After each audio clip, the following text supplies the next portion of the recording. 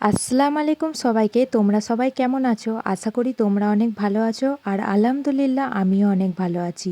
আজকে হলো প্রথম রোজা আর আমি প্রথম রোজাটা রেখেছি। আর তোমরা কারা কারা রেখেছো অবশ্যই কমেন্ট করে জানাও। তাই সকালে ঘুম থেকে উঠে সকাল সকাল টুকটাক কাজগুলো সেরে নিচ্ছি। বাকি রান্না রাত্রে করব।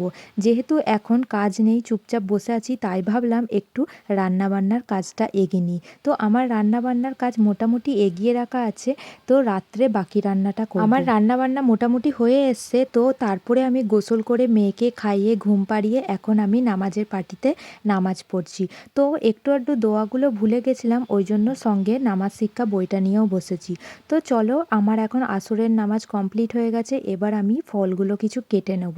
তো আমি ফলগুলো কাটতে বসে গেছি। আমার কাটা প্রায় কমপ্লিট হয়েই এসছে। আমার ফল কাটা পুরোপুরি কমপ্লিট। তো ওই জন্য আমি বিছানায় সাজিয়ে নিয়েছি। তো চলো এবার একটু দোয়া চাওয়া যাক। তোমাদের প্রথম রোজাটা কেমন কাটলো অবশ্যই কমেন্ট করে জানাবে।